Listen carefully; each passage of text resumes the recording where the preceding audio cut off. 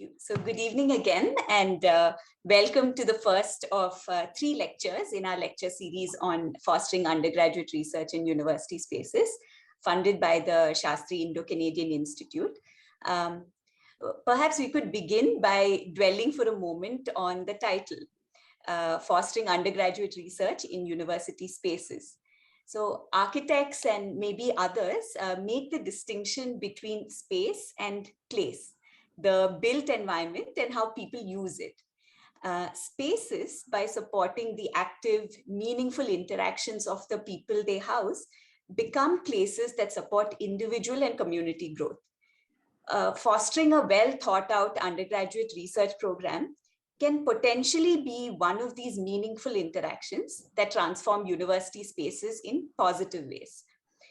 As members of a liberal arts institution that has an active undergraduate research program, we at SSLA perhaps already think of undergraduate research as a beneficial endeavor all around. However, from our experiences, we're also keenly aware that it is quite challenging to build and sustain a good undergraduate research program, and of the need to take a step back periodically to reflect on some foundational questions. So, should we conceptualize undergraduate research in fundamentally different ways from research at other academic stages?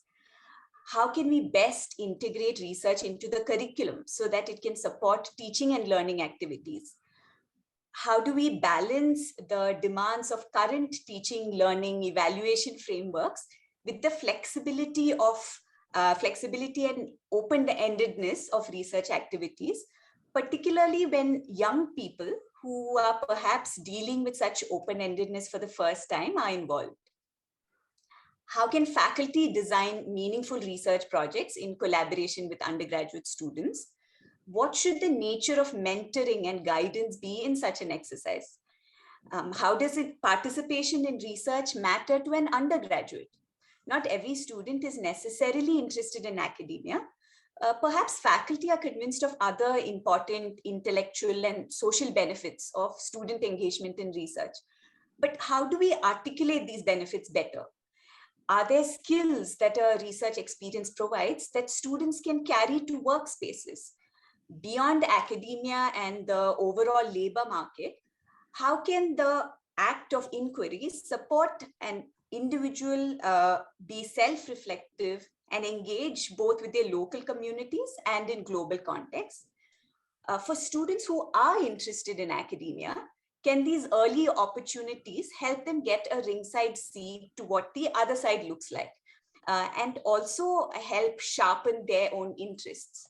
How can institutions best support faculty and students in the goal of fostering good undergraduate research? Different institutions have very different resources. Can meaningful research experiences be facilitated even in low resource settings? The questions are many, and we are really glad for an opportunity to reflect on some of these through the 3 planned lectures, and to have you all, students, faculty from various institutions, and others who have a general interest in these conversations joining us today. While we have all perhaps faced some difficulties with online engagement in classrooms, I think the shift has also been a great opportunity for all of us from different parts of the country to be able to listen to and discuss with each other. We're very thankful to the Shastri Indo-Canadian Institute for funding this lecture series through a Shastri Conference and Lecture Series grant and facilitating this interaction. So I'd like to invite Professor Hariharan from the Shastri Indo-Canadian Institute to speak next. Professor B. Hariharan is Vice President of the Binational Executive Council of the Shastri Indo-Canadian Institute that has members from Canadian and Indian member institutions, as well as representatives from the Government of India and Government of Canada. Professor Hariharan is Professor and Head of the Department at the Institute of English, University of Kerala, Thiruvananthapuram. He's also the Director of the UGC Area Study Center for Canadian Studies at the University of Kerala. Professor Hariharan's academic interests include Canadian studies, translation practice and studies, diaspora studies, answerability in narrative, the study of praxis of reading in the classroom, and studies concerning heritage, peace, and public space.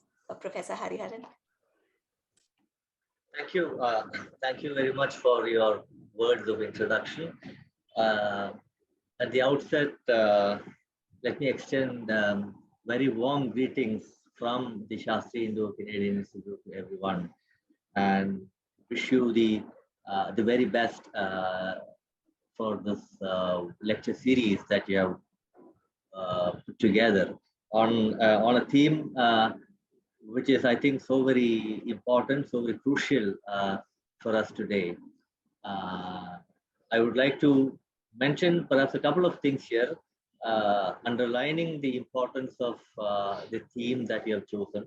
One, I think this is an area which is so very important for Shastri, because it really touches significantly Shastri's mandate of trying to promote collaboration, sharing knowledge, and promoting research at the level of institutions, at the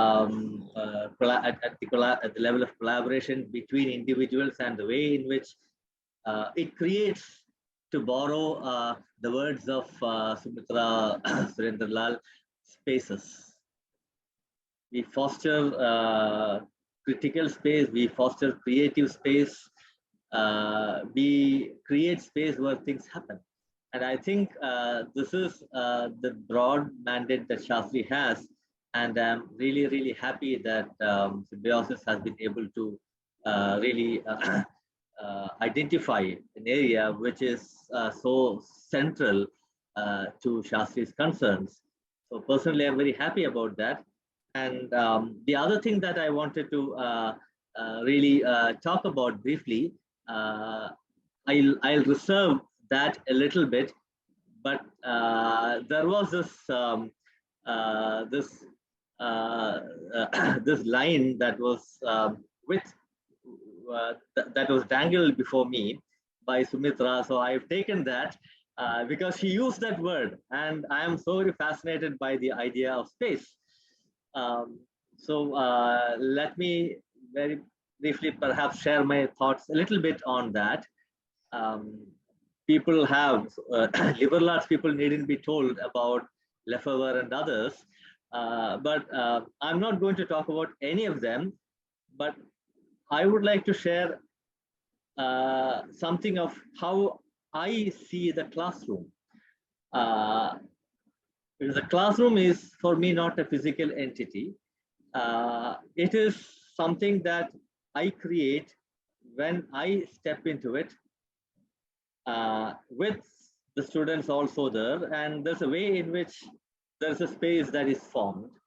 I've experienced it in the best of all times and in the worst of all times. I think the best way to talk about it would be by drawing your attention to an experience that I had some 15, 18 years back, when I was teaching, not in Toronto, but in Karnataka, when there was one particular year, this was in Mysore University, I was teaching in Hassan. The admissions started, the process started, and the admissions were over. And I was in a crisis, in the sense that we did not get any students. There were no students to teach. First semester, there were no takers for the program, MA program. So the classroom was there, the desks, the benches were there. Well, I was around, but then I could not create a space alone. Imagine Socrates without his pupils. It was a profound, very important learning experience for me. Perhaps it was an existential kind of a situation. What am I without my students? We talk about how we need to lead by example. When we talk about undergrad classrooms, which need to be instilled with, which need to have this orientation to do research, there can be many ways in which we can talk about research. How we need to instill in students this yearning to be inquisitive, to be creative, to do research, etc. But there is something else also. Lead the class. It must be a research-led class. Now, how is it that we can have a research-led classroom? This, I would say, is the biggest task, the biggest challenge that I think teachers have, teaching community have in India. It could be in different levels, in varying degrees, depending on the kind of institution in which you are working. I think it would be very different for an institution like Symbiosis. It would still be different for a public university where I'm teaching. It could still be different if you go to a place like JNU. It would still be different if you go to IIT Madras. It would still be different if you go to Amrita Vishwavidyalaya. It could still be different when you go to an affiliated college. So there are all these spaces. They are all different kinds of spaces. How is it that as a teacher, how is it that I fit in? How is it that I make myself vulnerable in my classroom? I think that is a question that I ask myself. How vulnerable am I when I go to a classroom? Because if I am not vulnerable, what will my students do? We always think that we need to be immune, we need to be a cut above the rest, we would know all the answers. But there is always that but. So there is this way in which I need to recognize that I am vulnerable. And I think it is that vulnerability that gives me my agency as a teacher, if at all a teacher has any agency. Because what it also does is that it opens for me two basic things. Because the focus of this lecture series has to do with trying to generate this orientation or this aptitude for research in young minds. Research for me, especially for youngsters, not just for youngsters, for graying people like me, has to do with two very different, very distinct things. It needs an attitude. It needs aptitude. How is it that we can ensure this? How can we facilitate this in the classroom? What is the kind of space that we can have to see, to whatever degree it is that we can generate, come up with this attitude? When you talk about attitude, it is not just the attitude that a student would have, the attitude that I have when I go to that class, because that is ultimately going to decide the kind of space that we will occupy. And that would create what we refer to as aptitude. Not all students would have the same kind of aptitude. The attitude also could be different. And those differences are best perhaps gauged, understood, when we understand the quality of the space that we create. And I think Shastri Institute is very much concerned about the quality of the space that we create when we do research. Thank you very much for giving me this opportunity. And I wish you all the very best. Thank you, Professor Hariharan, both for talking about the Shastri Institute's goals and also for that short meditation on transforming classroom spaces. I'd like to next invite Dr. Anita Patankar to say a few words. Dr. Anita Patankar is the founder director of the Symbiosis School for Liberal Arts, Pune, and has led the institute since its inception in 2011. As a pioneer educator of liberal arts in India, she is the only Indian representative on and founder member of the Alliance of Asian Liberal Arts Universities. With over 37 years of expertise in the field of higher education, she's a founding member of India's first Institute for Liberal Arts, the Symbiosis Center for Liberal Arts and the Center for International Initiatives. She's also Deputy Director at the Symbiosis Center for International Studies. Dr. Patankar is passionate about nurturing students into sensitive, ethical, and critically conscious citizens who will contribute responsibly to their communities, offering critical multidisciplinary approaches to issues facing the world. She is also incredibly supportive of all our endeavors at SSLA, including this lecture series. Dr. Patankar. Thank you, Sumitra. Thank you, Dr. Hariharan, for that wonderful, I think we're all going to borrow a lot of words from Sumitra. Meditation. And to be honest, and allow me to go back a little bit in time, because I want to draw a thread to why we wanted to set up a space where students and faculty could collaborate and learn together. After many, many years, almost 28 years in higher education, there was a sense of apathy. There was no satisfaction, there was no joy. The internet and post 1991, the world had changed for undergrad students.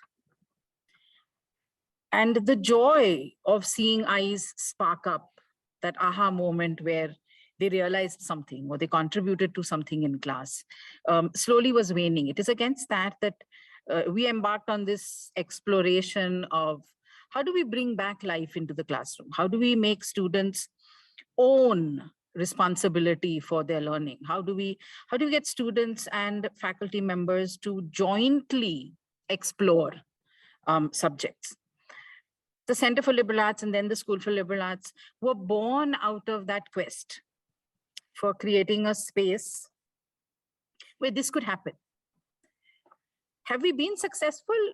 No, obviously not completely. I think we're on track. The journey has begun, and I'm very excited that Sumitra and Vaidya run this research cell at the School for Liberal Arts that's trying really hard to do two things. Number one is to get faculty buy-in to the idea that learning has to be active, that faculty are as much involved in the learning process as the students, and that sense of curiosity that children have, and that somehow over time, education systems tend to take away, that sense of curiosity, that sense of inquiry. Why does this happen? Why does this have to happen? Can we not do things better? Who am I? What am I? This huge set of questions that we want people to ask and we want students to ask. And that exploration of possible answers is something that I think has great importance. As a country, I think India is poised very uniquely, or maybe not so uniquely.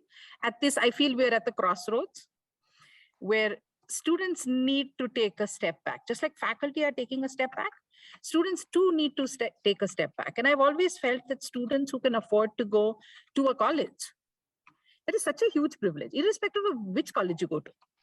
Whether it's a government-aided college, whether it's in the north, in the south, whether it's a liberal arts college, irrespective of that, the fact that you have an opportunity to engage with theory and with case studies and with faculty who've dedicated their life to the process of learning, there has to be a sense of responsibility in terms of giving back to yourself, because you owe it to yourself to grow, to ask questions.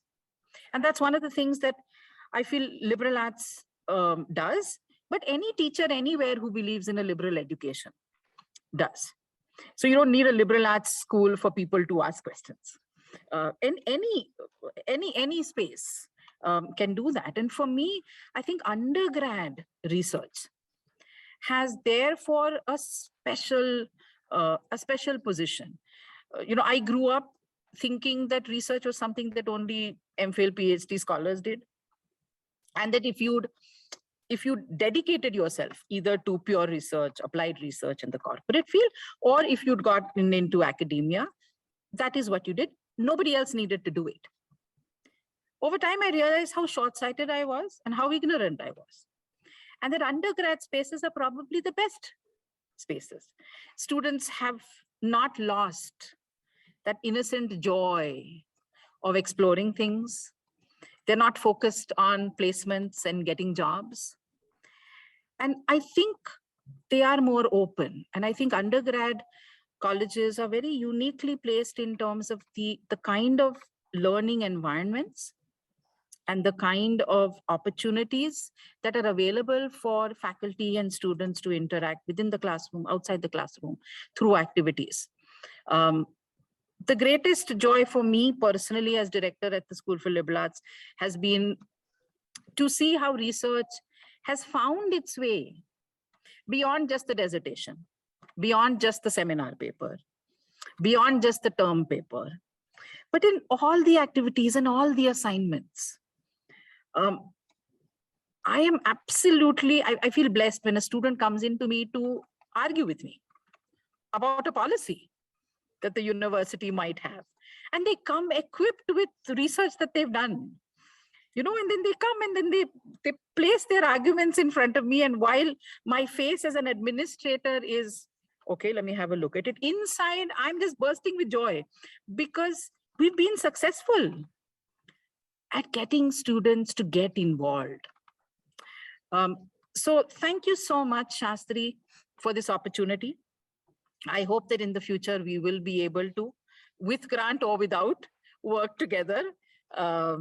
So thank you so much. Professor Shashidhara, absolutely honored to have you as our first speaker. IISER, of course, holds a very special position in the minds of everyone in Pune. Definitely an institute that we look up to, and that you are now at Ashoka, who is our colleague in the liberal arts space. And I'm also a great believer that competition between higher education institutions in India needs to go out and cooperation needs to come in. There's a lot that we can do together, but I'm absolutely honored that you have accepted our invitation, and we look forward to welcoming you. We have biology as a minor specialization. We'd love to have you here. I'm also incredibly thankful to Professor Robert Gibbs and my dear friend Rukmini, who's here, I believe, in the audience, for again being with us, because I think we can make small changes in the way the country works and the way this nation moves ahead in the future by these investments that we make of our time and our energy. Money honestly doesn't really matter. It's the time, it's that emotional energy, intellectual energy that faculty and students put in together. So blessed to have you. Thank you, Vaidya, and thank you, Sumitra. Wonderful opportunity. And thank you so much for allowing me to speak. Thanks, and all the best. Thank you so much, Dr. Patankar. It's always a pleasure to hear you speak, and it gives all of us a chance to think about why we do the things we do. So on to today's lecture. Speaker, like Dr. Patankar said, is Professor L.S Shashidhara. Professor L.S Shashidhara is a distinguished professor and Dean of Research at Ashoka University and Professor of Biology at IISER Pune. He's also president of the International Union of Biological Sciences, the first Indian to be elected in 100 years of the existence of the IUBS. Professor Shashidhara specializes in genetics, molecular biology, and evolutionary biology. His group has identified key mechanisms that specify organ development and regulate growth control in Drosophila. They've also expanded their study to examine the status of these evolutionarily conserved mechanisms in epithelial cancers in humans. Professor Shashidhara is a lead member of both the Pune and Delhi knowledge clusters.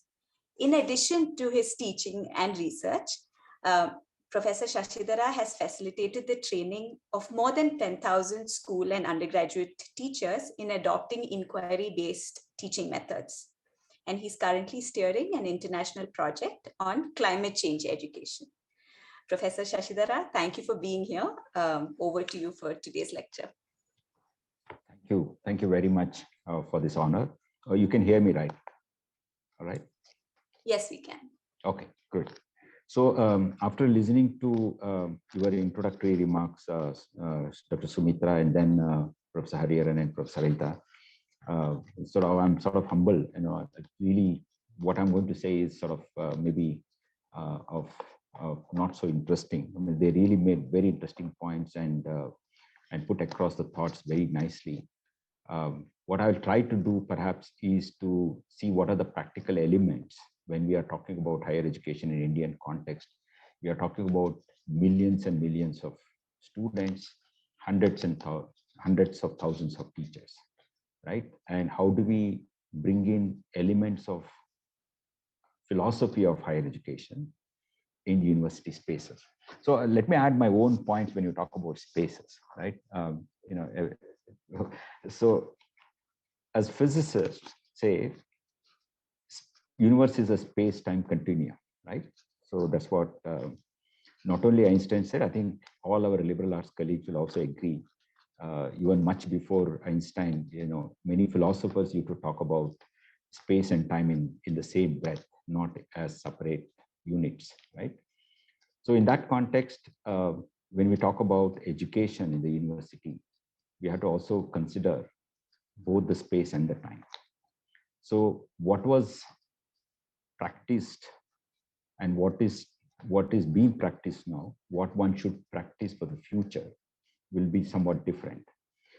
For example, which is always true, if you read some of the works of Max Muller, not as an educationist, not as a Indian philosopher of Indic knowledge, he used to talk about role of a teacher, whatever we learned, almost several decades ago, teaching today's students who may use this knowledge, or whether for societal benefits or for advancing the knowledge in their own time, which is far ahead in future, which is, we don't know what is that future going to be like. So then why do we really teach what we teach as part of a curriculum or a syllabus, which is really many times written several decades ago, right?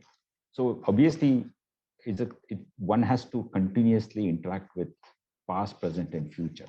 So we have to travel in time back and forth as a teacher, so that students should sort of be better prepared for their future and not for our future, right? Or not for our today or not our yesterday. So obviously we need to create that kind of a space and time in our own classrooms, which ideally what all researchers do.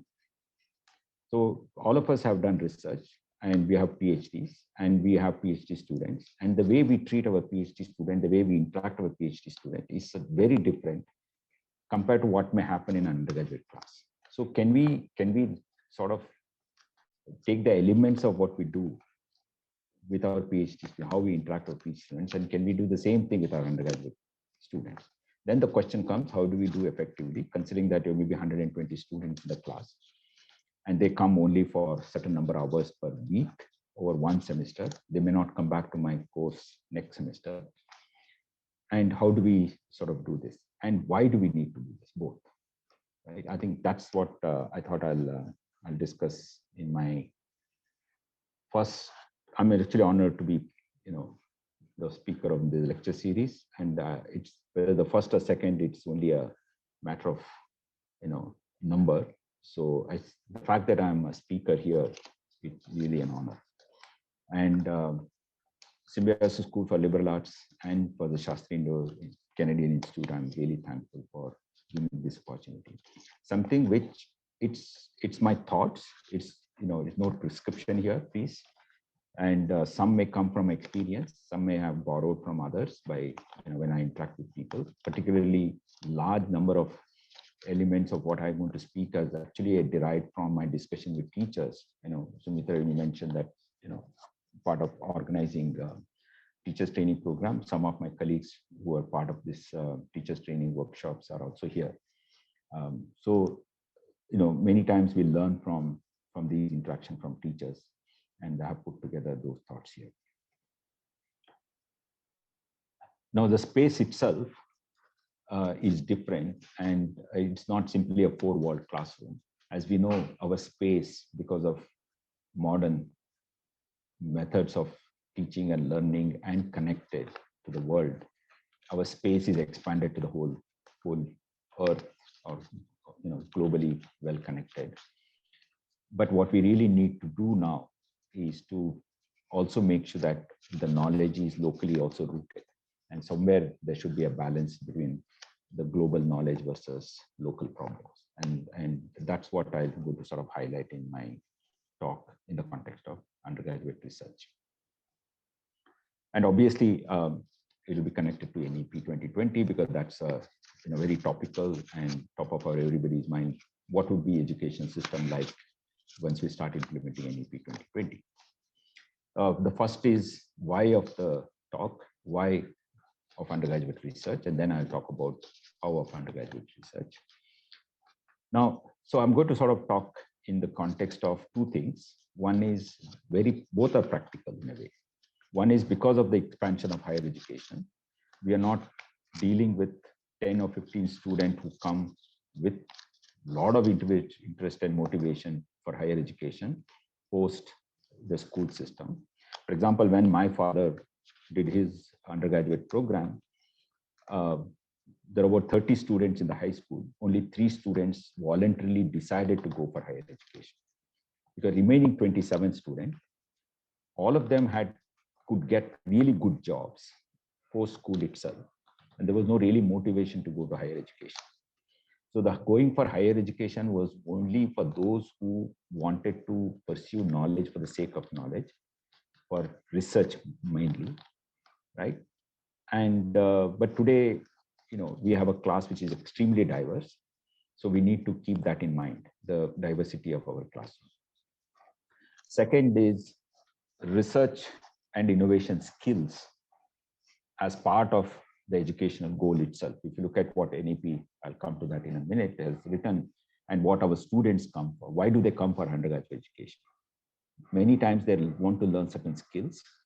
Those skills hopefully will help them to live a satisfactory life with terms of their social skills, their earning abilities.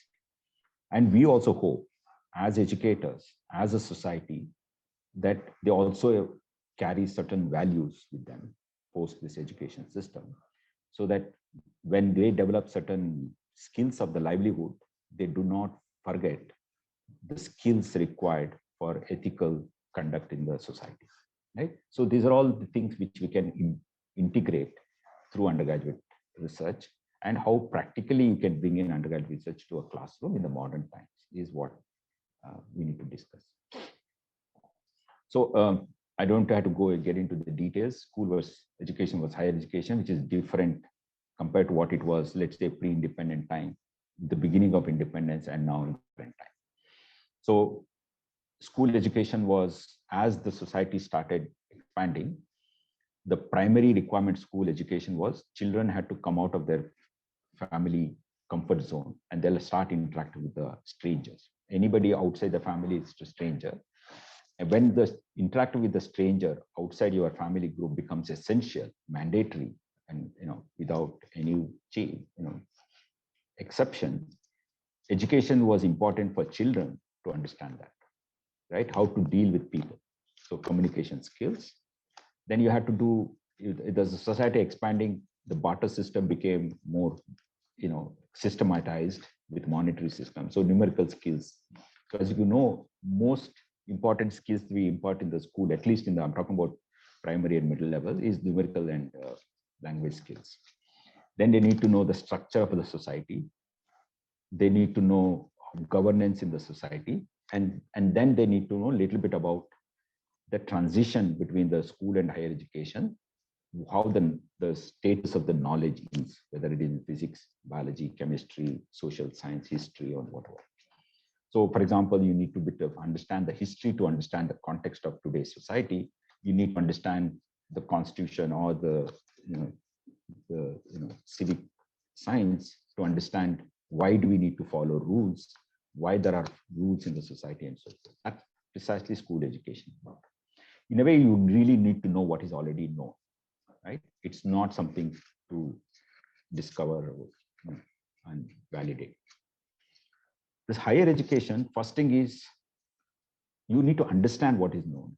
Because many times in the school, we simply try to know what is already known, but not necessarily with deeper understanding. The reason understanding has to come is without understand what I may say understanding is a conceptual understanding of what is known. You will not be able to validate if there are any issues with the knowledge itself. If the knowledge itself has certain, falsehood, you need to challenge, you need to rectify it. For that, you need to have better conceptual understanding. And for that, you also need to know how knowledge is produced. You need to know, how we know what we know, kind of a question, right? And challenging what we know is actually the process by which we advance and expand our knowledge base. I'll come to, I don't know whether I have a slide on Popperian knowledge system. As you all know, the knowledge is never, researchers never say I prove knowledge. Researchers always try to validate knowledge. In the process, you may falsify the knowledge or you may not be able to falsify the knowledge. And we confirm that perhaps given the constraints of falsifiability, given the time and the space, perhaps this is what reality is all about, not necessarily absolute reality or absolute truth. So at least in the process of falsifiability, hopefully we advance and expand our knowledge base, and that's what challenging the knowledge is. In fact, what Professor Anita mentioned about when the students challenge the rules of the university, right? In the process, actually, trying to sort of improvise the system. If they have an argument to challenge, if that argument sounds, however, we can always counter argue, but if the argument in the first instance look reasonable, that means already there is something in the system need to be improved, right? So in a way, challenging is an important aspect of higher education. And we already discussed, I think Professor Anita mentioned this in her opening remarks, that it's actually a lot of the social interaction. Knowledge production is actually, and Professor Hariharan also gave the examples of Socrates. Socrates without his students, Socrates without his colleagues, collaborators, right? Knowledge production was never practiced in isolation. It's all myth that you sit under a tree and you'll suddenly get enlightenment, right? Knowledge production is always through dialogue, right? Although we have the mythological level of stories about historical figures like Buddha, but if you look at the practice, how Buddhism is being practiced, how very different texts of Buddhist philosophy was advanced is through arguments, discussion, and interactions amongst the philosophers, right? So it is actually always has to be done in as a social endeavor.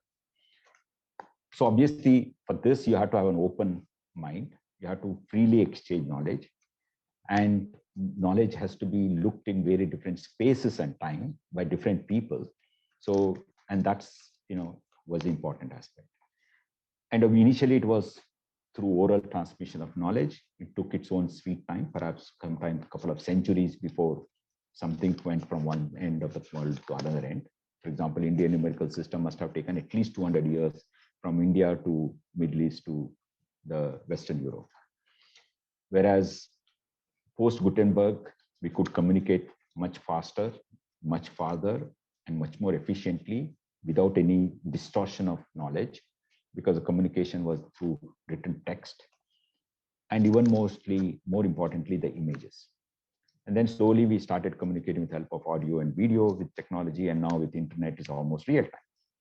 Whatever happens during the COVID, and many times we could understand from each other how to deal with the situation, and from doctors from different parts of the world, virologists from different parts of the world, and so forth. But having said this, and our students need to understand, our teachers need to understand that world is changing really, really fast and becoming less and less predictable. There are two reasons. One is human interactions, technological development, global connectivity, influencing each other's culture. And also the problem of one part of the world will have an impact on the other part of the world too, right? Russia has invaded Ukraine, and it has opened up moral questions, ethical questions, and also survival question to some parts of the world, and political and strategic related question to other parts, right? And so the world is not simply, an island of populations. It's simply one connected big population. And climate change is also making the living world very unpredictable, in terms of extreme weather conditions in different parts of the world. And more importantly, in all of this fast growth is making the growth itself less sustainable or non-sustainable. And the equitability in development is gone to the wind, right? Absolutely, we are not really able to, of course, the equitability and, these words are all more recent, particularly post Second World War. Until then, although in some philosophers and, some political philosophers like Karl Marx were talking about, equity. Equity was not part of our day-to-day vocabulary, which is more recent, maybe let's say 100 years. And, but many, governance system, economics module and finance systems, which were supposed to be, bringing equitable development, has sort of gone to all kinds of problems because of the pace at which we are, urbanizing the world, the pace at which climate change has happened, and generating more inequality in the society. So in that context, our students need to provide sustainable solution to the problems of the society. For that, obviously, you need to have clear understanding of the knowledge, conceptual understanding of the knowledge, because so problems need to be, the solution to the problem need to be knowledge driven, and it should not be opinion driven. And the knowledge is global. The problems are local. Although the problem per se could be global, but the impact of the problem, like climate change is a global problem, but its impact is different in different parts of the world. So obviously it is more local. So you're using the global knowledge and to, solve the local problem. And so you need to have a clear understanding of how to do this. This can be done only when you know research methodology. This is precisely what we do in our research. Whether it is in liberal arts, whether it is in any other discipline or in sciences, you read the literature, relevant literature, doesn't matter who has produced where, the knowledge, and try to sort of validate that related to the problem that we want to address. And then we try and address to a local problem, and then try to, advance the knowledge or solve a real life problem, right? And this is precisely what is to be done. Today's undergraduate students, tomorrow, whatever they become. They may become a politician, they may become a farmer, an entrepreneur, family businesses, or they may start their own startups, or they may become an IAS officer and so forth. Doesn't matter what they become in their life. And these skills are really, really important, right? And we are also talking about, in very different educational goals, that sustainability skills are very important, right? And they are very critical for future living, right? And for the entire humanity. Now, all of these things basically require not a content of the knowledge, because the content is, you don't have to remember, because it's already available and on a click of a button, these days, touch of your screen on a mobile phone, right? But they need to have certain skills, the skills to learn for themselves, right? Self-learning ability. I'm going from the bottom. Critical thinking, ways of connecting knowledge to the solution. That's what basically innovation is all about. analytical ability, right? Unless you have unless you have all of these things, right, you will not be able to, do good academic work or run any professional life, whether it's your own business or anything, including being a teacher, right? So these are the kind of skills needed to impart. Once you have these skills, students, and the skills of sustainability related, the skills for other, livelihood, right, or social welfare related work they want to do, whatever they want to do, automatically they will be better off because they have the basic skills that are required, which is what typically we expect in all our PhD students. And that's what we need to bring in at the undergraduate level, which used to happen perhaps pre-independence days, early 20th century or in the late 19th century in the Europe, and early 20th century in India, when the undergraduate education became more common. Okay, I'll skip this. I already mentioned this. Now, there are also other aspects to research. Once you get into research mode of teaching, I'll come to that, to the practical aspect of how later. The question of why I'm still struggling. Why do we need to bring in research to undergraduate space? Here is, we need to also, other than the skills that I mentioned, which are more practical aspects of our living, the second is also practically important. Ethics, integrity in life and everything is also a practical requirement, because that's something which, forget about the, the philosophical underpinning of it. If I'm alone in the world, where I'm one of the 7 billion people, how do I live, right? All of those things can be, philosophical questions. But even in the simple simple societal context, ethics, values, integrity are so important, right? All of these things can be imparted when you actually incorporate research-based learning methods among the undergraduate students, right? So, for example, I don't know whether I have a slide on that one. Yeah, perhaps I'll come to that. So you can ask the question, can ethics be imposed, right? So does it have to be inherent in the students or the citizens? And so how do you bring it inherent ethical, awareness among our future citizens, right? And how to sort of bring in autonomy amongst our students. That means when become the citizens, they are already citizens anyway, right? These citizens should be an agent, an autonomous agent of the society, and simply not the blind followers of some superstition or some dictator or some authority. Why should they be simply a subject of an authority? Can't they be an autonomous agent driving the progress of the society? Can they be self-responsible for the decision they take rather than continuously blaming others for the fate of their life? Instead, can they take right decision for themselves? And irrespective of what happens, they stick to their decision and then try to address their living life problems on their own.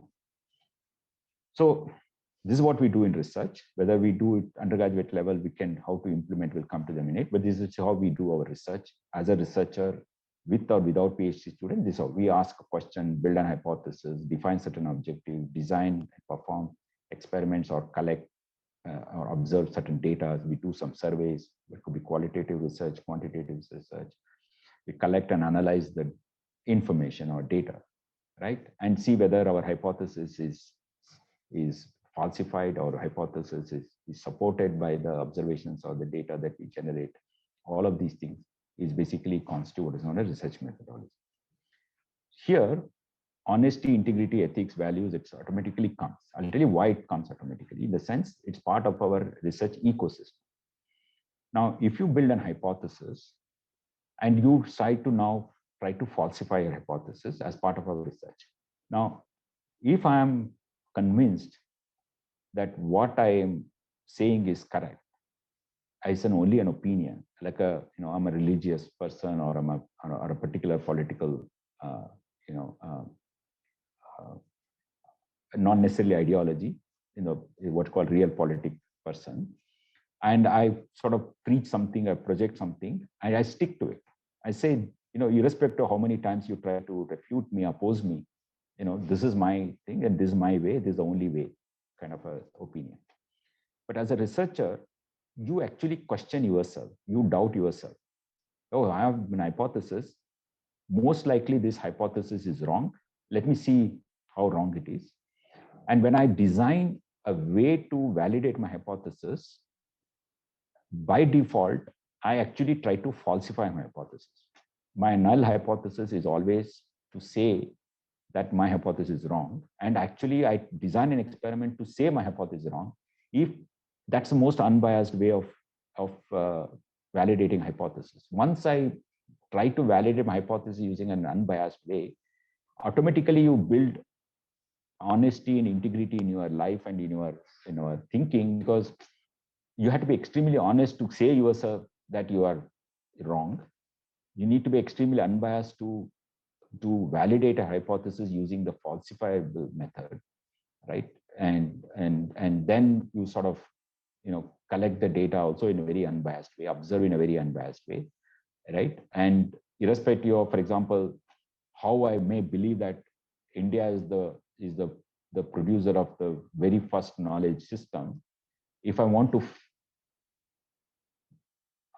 identify evidence for this, I need to be extremely, unbiased. I should say, perhaps India was not the source of original knowledge. We may have to look for that knowledge system everywhere and see whether it has come to India through some route, right? But if you look at all the argument from so-called the patriots, saying that no, everybody whatever says, irrespective of how much genetic evidence, genomic evidence, archaeological evidence being in, said no, India is the origin of Vedic knowledge system. It's not come from steppe pastoralists, right? It's not about whether you're for or against this, hypothesis. It's simply, do you have evidence, how much evidence you have for or against, and how to analyze that evidence. That's research is all about.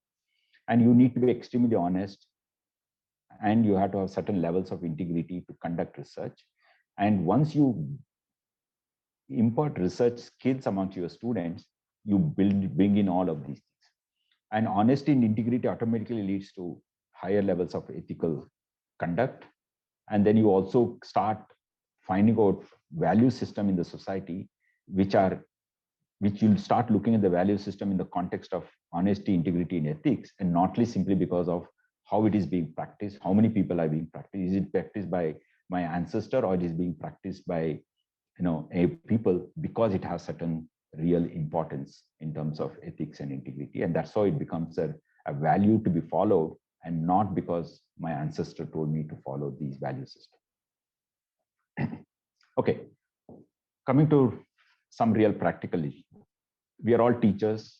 We are bound to be part of an education system, and this education system is governed by a governance system through UGC. Even if you're an autonomous institute, even if you're a university by University Act, we still have to comply with certain rules and regulations of the nation, and obviously certain policies when they come in, certain educational goals which are set by the society, we need to comply with that, right? So we need to comply with new education policy 2020. And actually, I'm very positive about this. I'm not trying to undermine. Simply saying that we have to comply means it's simply a mandatory and not whether you are willing or not. And NEP 2020 is something which I'm very fond of, and it's transformative in educational goals and how we want to do it. Thankfully, it is very short document compared to the first draft, which was 1,653 pages, and it has certain focus, like what are the skills and values and everything. All of these things, if you look at it, is what I just spoke about. Will be an outcome of introducing research in the curriculum, research in your pedagogy, right? So if you use research-based pedagogical approach, if you bring in research itself, you bring in some real-life problem to explain the concepts that you're teaching as part of any course or any discipline, automatically all of these things will come amongst our students. But there are also practical problems. higher education is expanding. And if you look at I think this is somewhat older data. The gross enrollment ratio I have projected 25.8 in 2017-18. I think 19-20 data is available now. I think it's maybe 1% more, about 27%. The world average is 30%. Developed countries is somewhere between 50 to 60%. I'm talking about large developing countries. The very small European countries, you can go up to 80%. US, Japan and all somewhere between 50-60%. China is still about 35 to 40%. So as you can see here, not only we have reached a stage where it's pretty large, close to global average, but you also need to expand if you want to sort of go towards knowledge-driven society compared to a society which is based on the services rather. So here is when it's expanding, where are the teachers? And what kind of education the teachers, what kind of training, what kind of orientation they should have, what's the role of the teachers in this fast changing, right? So teachers are central to obviously educational reforms. We talk about NEP, fantastic document, a lot of interesting, changes they're bringing in. They won't talk about, they are talking about flexible curriculum. Teachers, draft their own syllabi. Teachers conduct their own evaluation system. There is not necessary for a centralized universities, centralized examination system in the higher education. But if all of these things, and you also have to, achieve those, educational goals amongst your students, how do you bring in that among the existing teachers who may not have the right orientation or the training? And also, how do you bring in new teachers in the expanding education system, which have those skills which we require for effective implementation of new education policy, right? So this is where I thought spend maybe another 10 minutes. So I have to stop at 6:25, right, Dr. Sumitra? I'll try and yes, sort of wind up by that time. You have time. It's just about 6. So the second part of my talk is on the how of undergraduate research, and after the why question. So obviously we have to consider many factors here. The scale, which already mentioned, of the higher education system. Your classroom is much larger than what it was earlier. Your classroom is much more diverse what it was earlier, right? Thankfully it's more diverse. I'm actually very positive about it. Earlier, your students perhaps came from one particular socioeconomic sections of the society. Now they come from very diverse sections of the socioeconomic. And many of them are first generation learners. So you need to sort of cater to the needs of this diverse classroom. So your space is different than what it was earlier. Thanks, Sumita, for using that word spaces here. It's so important. It's practical and philosophical both. Now, factors to be considered, other factors, cost, right? You don't have unlimited amount of money, whether the students can pay fees or not, whether the government can provide you funding or not, philanthropic funding comes or not. It's going to be always less money than what you need. Time is another part, whether it's a 3-year degree program or a 4-year undergraduate program, you have limited time to impart all those skills that you want to. The third is, of course, the expertise among our teachers. And there are also certain boundaries, irrespective of how flexible the curriculum under new education policy, liberal arts program, credit sharing, interdisciplinarity, multidisciplinarity. There are also certain boundary conditions will be set by the curriculum. For example, many times in the research may not have such kind of boundary conditions, but in the program, you have to have certain boundary conditions because you also have to evaluate and give them some grades or some marks. And finally, you have to award a degree, right? And that degree, many times sets the boundary conditions, right? Unavoidable, right? So then you have to conduct undergraduate research under these kind of constraints. So under education policy itself, they are trying to do this, and I'm only now talking in the context of what teachers do and including the management. One is both for old existing teachers and for the new faculty, you have to conduct certain kind of induction and orientation. You have to sort of bring in some of the philosophical underpinnings of education system and the importance of right pedagogy, importance of understanding your classroom space, that is diversity in your classroom. And because the students not only come from different from diverse socioeconomic background, they also come with diverse end goals of the education. Why they come for undergraduate program may be different for different students. Even if they want to major in, let's say, physics, not necessarily that everybody want to pursue physics in later. They may want to sort of, for whatever the reason, they still want an undergraduate degree, and perhaps thought physics could be a right vehicle for them.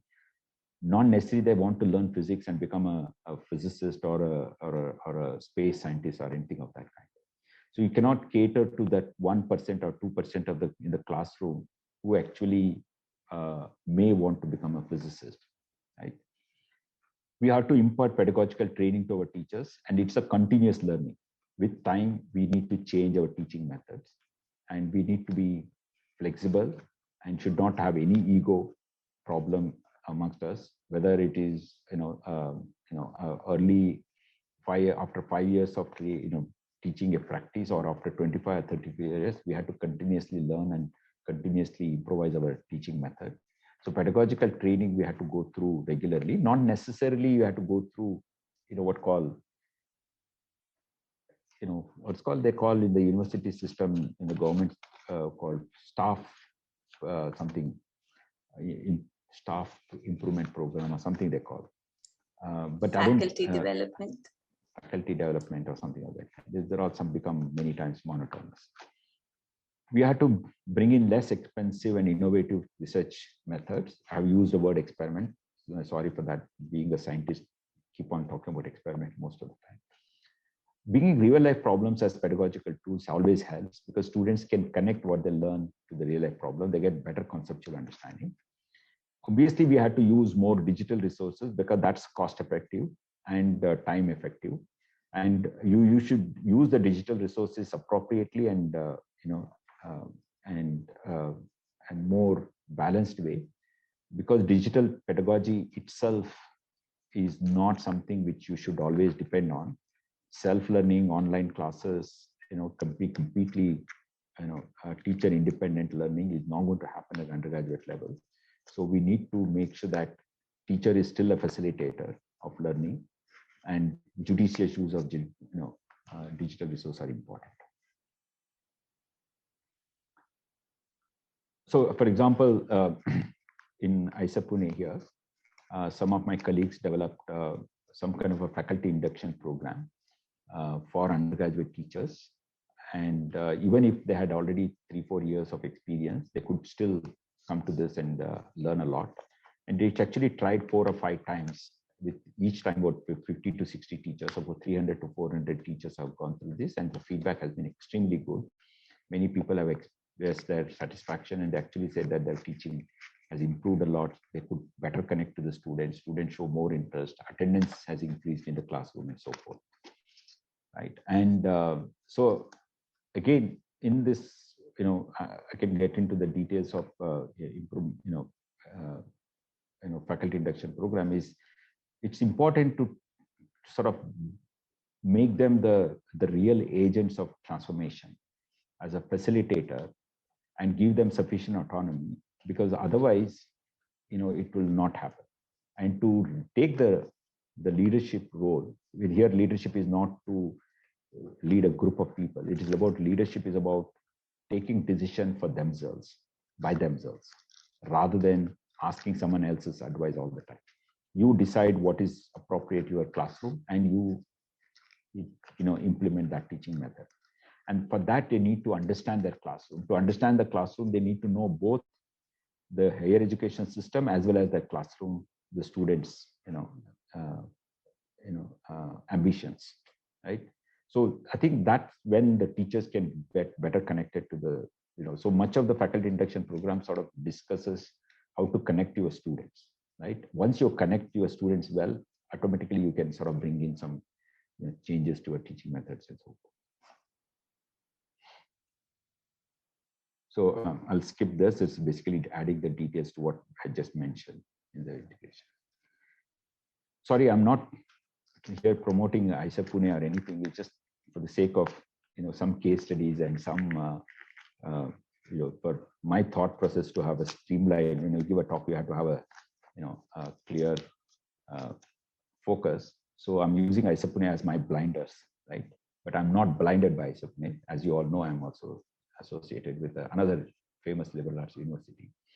So second is the, how to bring in research in your classroom. So what we are trying to do, which I already explained in very different ways, so far, is you treat the teaching as if you are actually discussing something, right?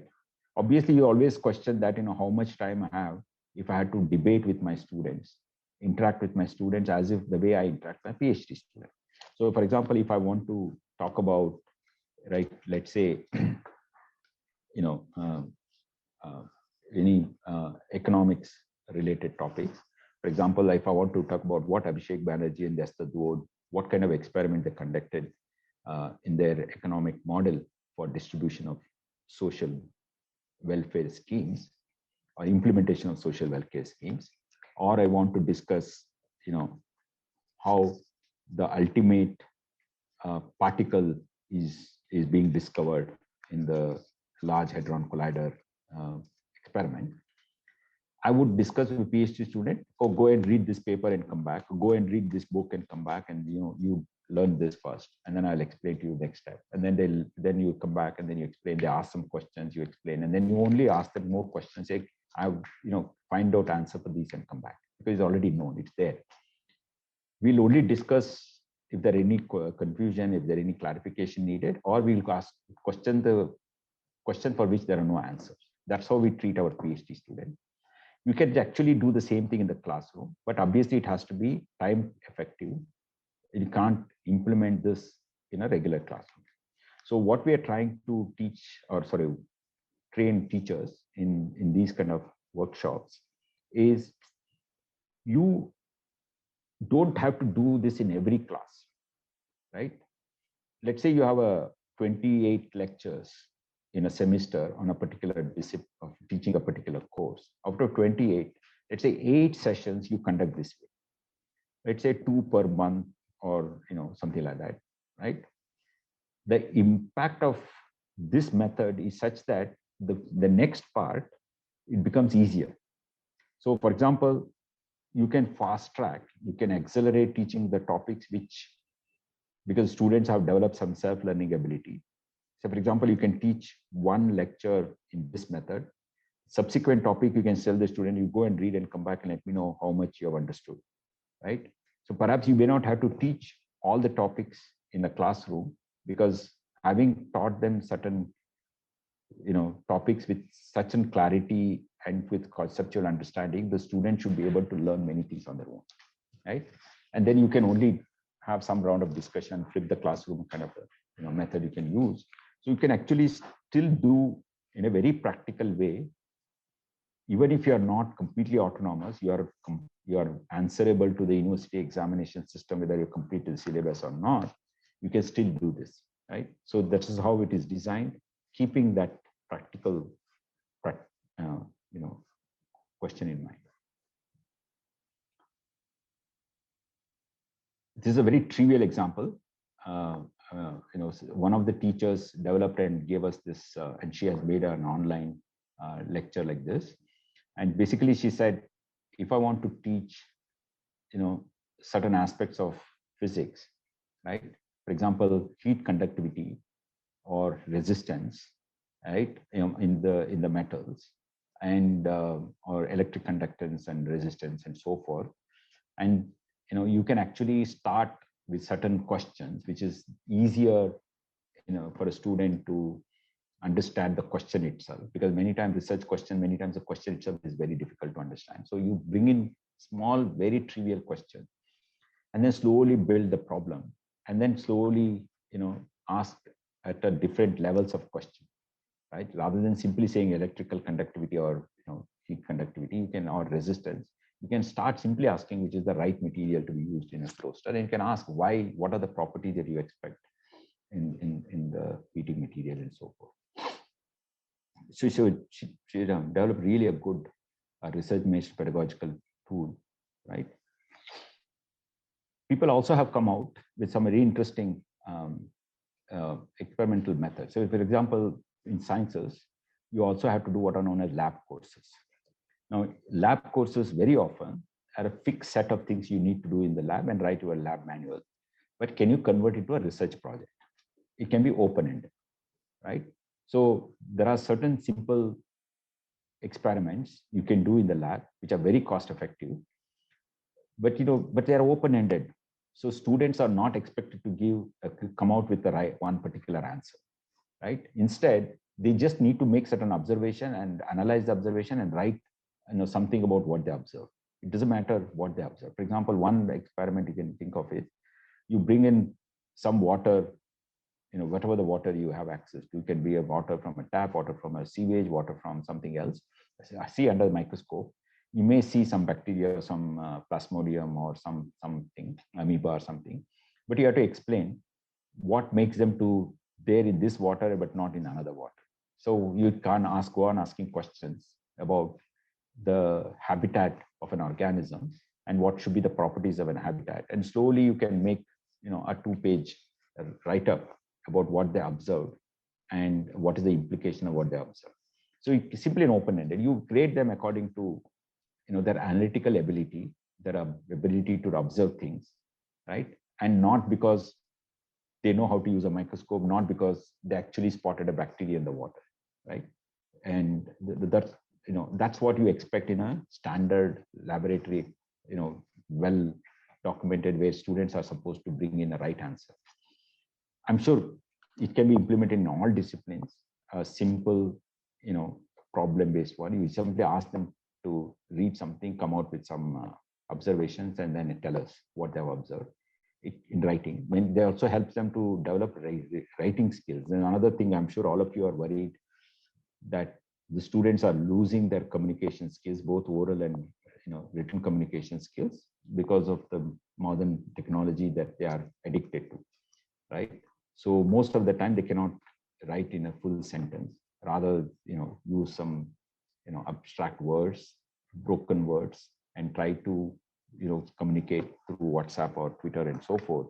And most of the time the communication is ending with meaning which is not intended but something else, and then you have to start justifying, I didn't mean that. Instead you communicate with certain clarity. But that research methods are very important in education. So bringing real life problems in, this is something is being tried in Delhi, how undergraduate teachers bring in some real life problem. It could be for social science related courses or science related. For example, you can, for example, how to address traffic problem, how to address, solid waste management problem, right? How to address, the problem of gender gap, right? You just look around your classroom, you make some surveys, and then you ask the students, for example, why do you think there is a gender gap, and what are the different ways it can be addressed this, in a social science class. It can be even in the regular science classes too, because some of the problems we need to address is sort of universal, need all kinds of approaches, right? So bring in real life problem in the classroom, but connected to the curriculum, connected to the syllabus is important, which is easy to do it. I'll give you one example. Which, when Subhita mentioned that I'm steering one climate education related project, this is precisely what we're trying. We are not reinventing the wheel. We are not doing anything. We are like an aggregator. We are like a Amazon or Ola, Uber cab system. What we are doing in this project is simply aggregating the lesson plans and connecting to,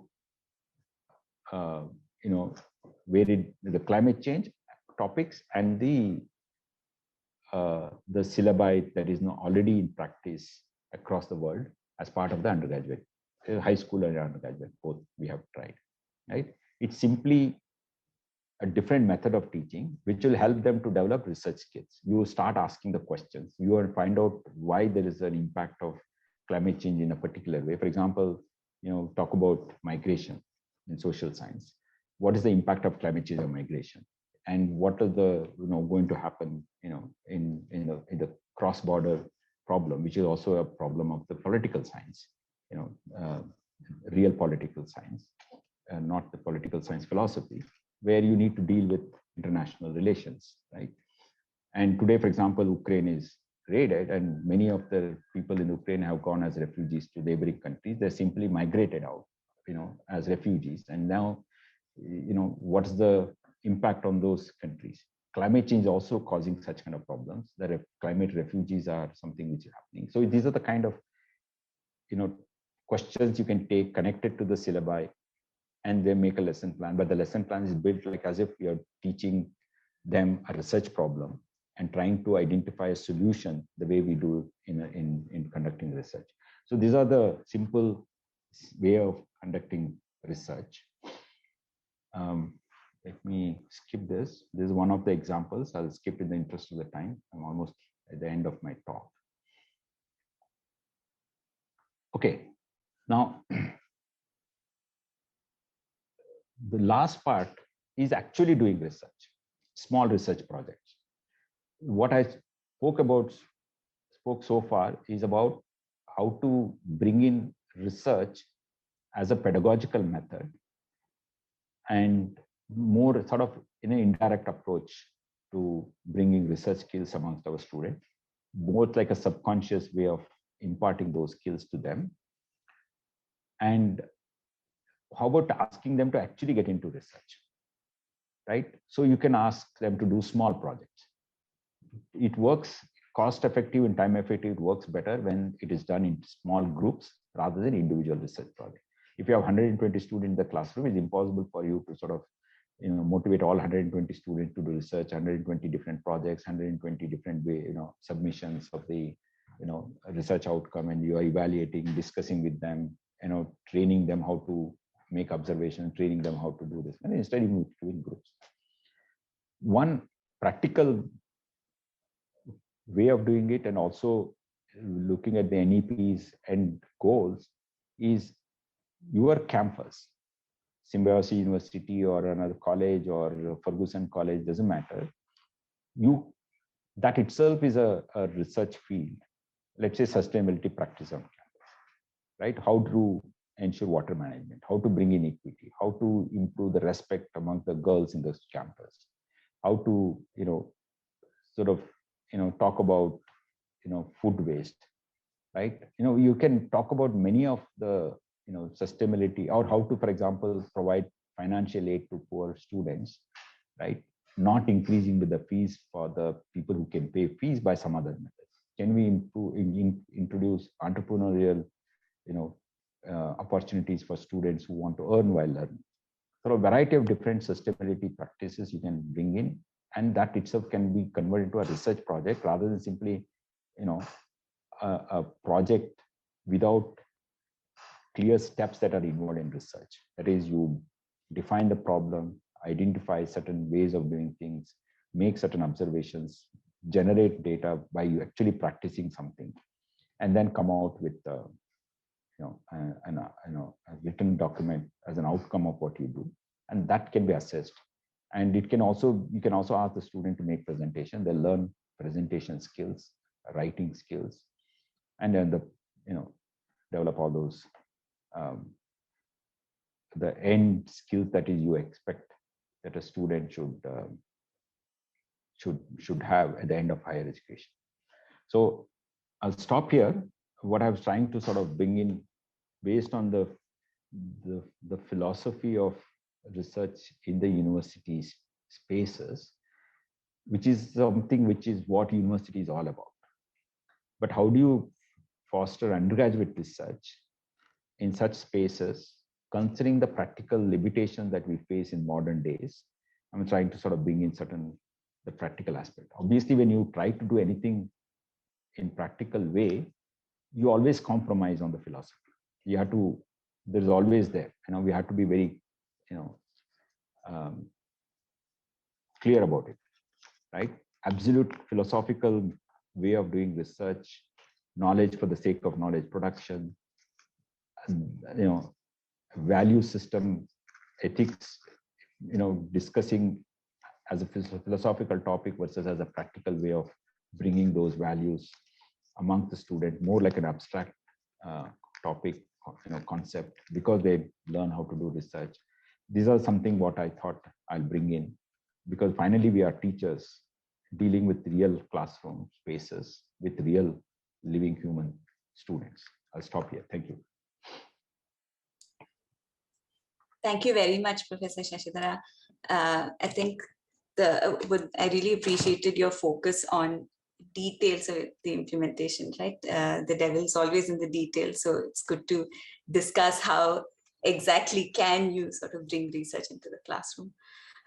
We will now open up for questions. There is a question already in the chat box, and there's also a sort of reflection on the role of curiosity, which we'll come to in a minute. But I'd like to take this time to encourage anybody who has a question to either put your name in the chat box, so I can just call on you and you can ask your question, or if you'd like me to relay the question, then please put the question down, just write it down in the chat box. Subir, you can also let me know yours was the first question. If you'd like to just ask, you can just put your name down. And while people are thinking about questions, maybe I can open with a question. Professor Shashidhara, could you tell us a little bit about your own experience, right? What are the challenges that you faced in mentoring undergraduates for research? And also, can you tell us a little bit about the IISER experience? Because as we understand it, IISER was set up with this goal of undergraduate research in mind. So could you tell us a little bit about these? Okay, so again, the devil's in the details, right? So one is when IISER was set up, maybe I'll leave one of the meeting rooms so it gets confused. So one is your faculty selection, right? If the faculty are researchers themselves, irrespective of what are the time constraints because of undergraduate teaching, if the faculty have the research bent of mind, they have the always have the ambition to pursue research of their own, right? And invariably, their pedagogical method in the classroom would be different, right? They won't teach, like a rote learning, the way you a college teacher in a small place where the teacher is never trained to do research after masters, when they start teaching the class, right? So then your teaching method will change. Second is, we introduce what is known as independent study module, which is basically nothing but for credit. Every semester they can take one course for 3 credits, which is basically a research project. You work with any supervisor of your own. You can also study independently, but you should follow research methodology and come out with some, outcome of that. We're not asking them to, have a result-oriented research. It is only learning-oriented research, right? And so that another way we tried. And of course, all our undergraduate laboratory courses are like small research project rather than, doing it in a very systematic, completely, closed box way, black box way. The one advantage we had, of course, is access to high quality faculty who all have done PhD and then continue to research with the help of other PhD students. Second is, of course, the class size is somewhat smaller, typically 50 to 60 students per course.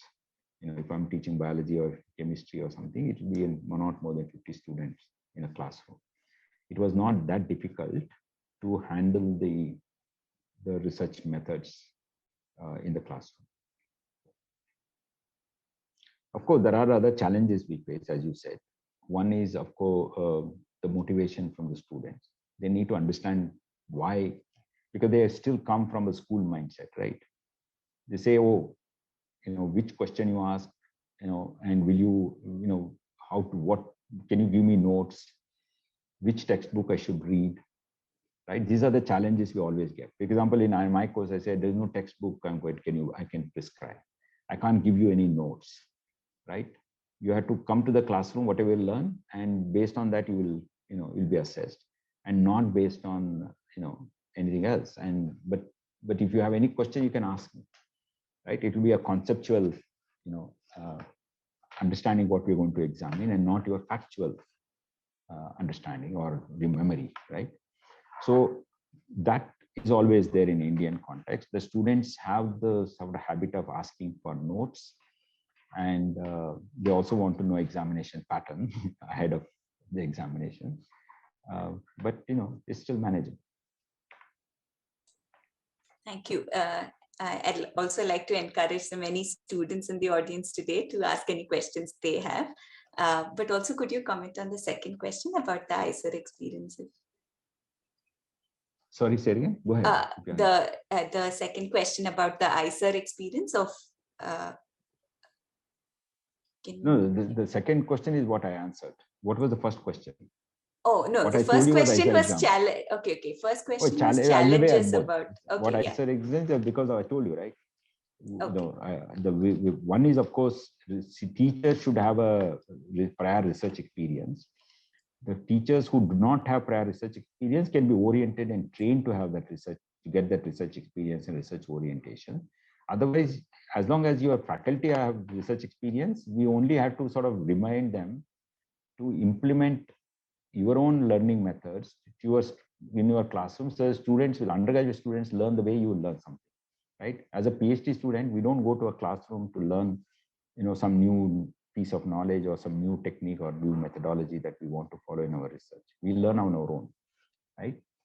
But when we learn our own, the supervisor is there as an advisor to facilitator, but not necessarily as a spoon feeder, right? So the same thing we need to bring into the undergraduate classroom, but in a somewhat practical way. So this is how we can implement. Only thing is, some amount of research experience always helps. Those basically the Indian problem, right? This dichotomy of undergraduate teaching and the research, being separated. It's an Indian problem. If you look at, not necessarily in all, for example, you have Symbiosis University, you have both undergraduate teaching, postgraduate teaching, and PhD program in the same campus. A faculty may be doing all the three, right? The same faculty. Some semester you may teach undergraduate, some semester you may teach postgraduate students, and you all have PhD students, you continue to do it. Same thing with IISER, or same thing with Hyderabad Central University or JNU. But you will also have a large number of affiliated colleges in this country. That's where the problem is, right? Practical problem of India is the dichotomy of undergraduate teaching and research being separated into two different spaces, right? And this is what the problem we are addressing. It's not the problem of IISERs or IITs or university campuses, right? And there can be hundreds of examples why we are not up to the mark in any of the universities, but that's different. But philosophically or methodologically, the problem is the dichotomy which we are facing in the Indian context. Thank you. Subir Madhuri.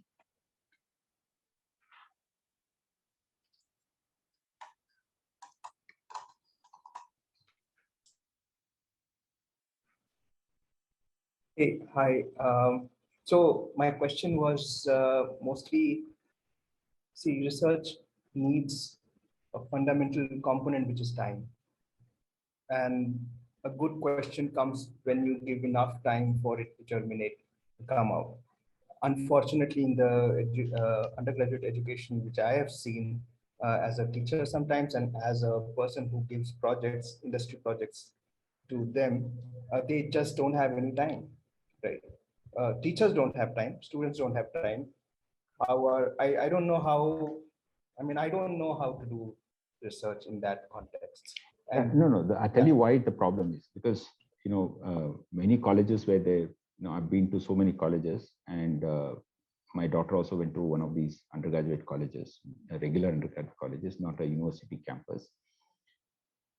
The problem is so-called undergraduate research, they also sort of have a clear end goal specified, saying that there should be a clear result that comes out of it. If it is experimental sciences, you should be a clear result. If it is other ones, have a clear result oriented, but not learning oriented. See, the framing the question, right, itself can take 2-3 weeks if you want to sort of understand the subject and frame a question. Instead, we want to fast track this, and we say go and do some research, and then they go here and there and ask someone, I want to do some research, can you do something? And everybody is busy and say, can you identify whether this particular mosquito has virus or not? And then you had to do certain techniques, and then, okay, I detected in 10 mosquitoes, or I detected 6 mosquitoes virus, 4 didn't have. These 6 came from this part of the city, these 4 came other part of the city. That's the result, and they write it. That's what the problem has been, because we need to change why you need to do undergraduate research. Why is not generating results? That's the job of anyway PhD or post-PhD researchers. Undergraduate student research is entirely meant for learning the learning methods. Then easy to say, give more time. Take 2 weeks to define even a question. Why there should be in a hurry to define a question? Many times defining actually physicists do, theoretical physicists do, fantastic. You go to a theoretical physicist, even PhD student, they take more than a year to define a question, right? So we always think that theoretical science, you should be able to get PhD within 3 years. The theoretical physicist, you can't get PhD in less than 6 years, because many times they take more to 1 or 2 years just to define a question, that what is that you want to address, right? And in the process, they would have already learned so much. They can always publish an essay, then review some, ready to write a book. They'll be fantastic teachers, those students. Even if they don't get PhD, they will become a fantastic teachers, right? So I think we need to use that approach.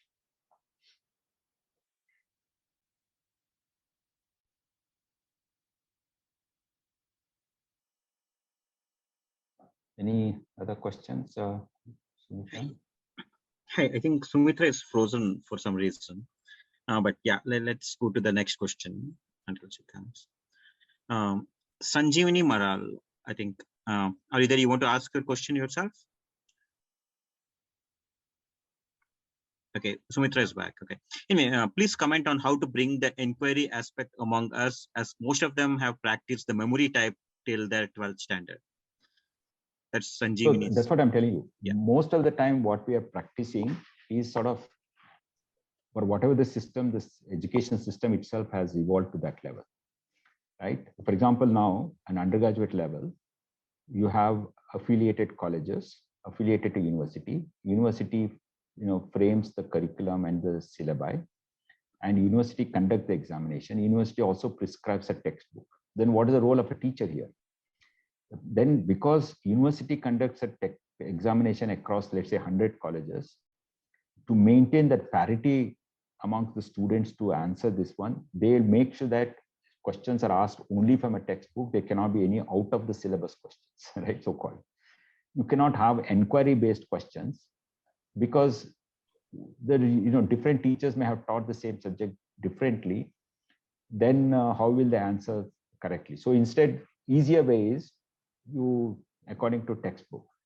One problem of this is a student, an above average student, can read the textbook and go and write exam and pass without even coming to the class, right? So now under NEP, if they give more freedom to teachers, teachers can frame the school teachers get together and frame the curriculum, and each teacher can draft the syllabus for themselves for their topic they teach, and also they evaluate, right? You can still to make sure that to have an oversight, you can bring an external examiner for 20 marks rather than 20 marks internal, 80 marks external. You can reverse this process, and you can actually change the system quite quick, very, very quickly. You can change the system by giving more autonomy to teachers.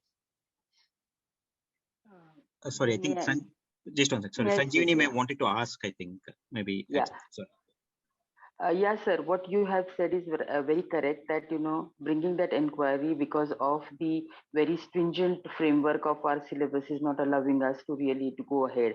But, you always find a mix of students who are really performers as well as the mediocres. And the performers are really like to go ahead. So how do we really keep balance between these two categories? The one who can really take up, and one who is just want to stick to the syllabus and the passing and all those stuff. Fine. So that's what I meant. You need to understand the diversity of the classroom. The diversity of the classroom has both types. That is, diversity of the classroom in terms of what background they come, learning background. Learning background is somewhat directly related to your socioeconomic background. The second is, what is your end goal of having an undergraduate program? Accordingly, their motivation is different. Some are more motivated, some are less motivated, right? But if you use different pedagogical methods where it's more inclusive, right? Automatically you bring in more attention among the students, right? So you are not going to sort of, it will still continue to be a grayscale, but your average will improve, right? It's not that all of them will get into, let's say you have a 10%, great performers, 30%, above average, and some are average and some are low, very low and not learning anything or not interested to learn. You sort of push this the percentage towards the, on the other side of the scale, but it will be still a continuum. It's not going to be that and everybody will become a great performers or, interest in education or learning something. Second is peer learning, research methods, pedagogical method that you use or ask them to do projects in small groups, research projects. Peer learning increases. Most often students are not interested because students cannot connect to the teachers so well for a variety of reasons, some social reasons, for other reasons, or, because of their background, language, and so forth. But irrespective of whatever it is, students are always connected among themselves. So peer learning opportunity increases when you ask them to do small research projects in groups, then automatically everybody will benefit. Even today, if you're in your own classroom, I have noticed in my classroom, let's say when you teach a large class, and I have taught now large class up to 150 students, there will always be backbenchers. Backbenchers are doing something, writing something, maybe watching something on their mobile or sleeping, right? And if when I ask a question to student, they will continue to do what they're doing. If let's say a student asks a question, a student in the front bencher, let's say, or middle bencher stops me and asks a question, the backbenchers suddenly wake up, their ears sort of opens up and then start listening to what their classmate is asking. So they learn a lot by simply listening to what other students ask questions. So by allowing students to ask questions, even if the same 10% student asks question, more students will learn simply because they are more attentive to their own classmates asking questions rather than a teacher asking a question or teacher saying something. So there are multiple ways to improve the quality of learning. You have to understand your classroom much better for that purpose. Thank you. GM Manohar had a question. If you'd like to ask a question. Okay. Thank you, Sumitra, and thank you, sir, for this wonderful lecture. I'm Manohar from Bangalore. So I was introduced into this RBPT method of teaching way back in. Oh, Manohar, are you from St. Joseph? No, sir, I'm from Government Science College, Bangalore. Okay, fine. That was the one on Manohar from. Okay, go ahead. No, I have met you before, sir, several times, actually. So I was introduced to this RBPT method in 2015 in one of the workshops conducted by COSME. And since then, I have been doing this RBPT. We have done some 45 to 50 RBPTs in the field of bioinformatics. And I am really impressed in the way in which it is working and the way in which it is received by students, and also the kind of skills. Proof of the pudding is here. Thank you, sir. But then I'm like, I am also trying to bring in authenticity to the research part of the RBPTs. I have been collaborating with researchers from NCBS and other institutes to make the research part of this RBPT as authentic as possible. We are doing now a 6-month kind of programs, like 20 students are taken up. And the thing is, like, since we are concentrating on how they are supposed to do research and all, a lot of time is being wasted instead of in learning how research is done, instead of just simply developing a product as it happens in case of projects. But that is well worth done. But the problem is once we have certain a product, the students can actually present this as a poster in different conferences and all. But we also teach them how to write a paper, research paper based on what they have done. But, yeah, but these but papers you are all, and all, the problem with this approach is you are thinking that the undergraduate researcher should get trained on the same line as a PhD student is getting trained. So the purpose are somewhat different. An undergraduate student may become PhD student later, right? Going to a conference, publications, if they are the end goals, like what you expect from PhD student, you are trying to convert, basically bringing PhD program to undergraduate level.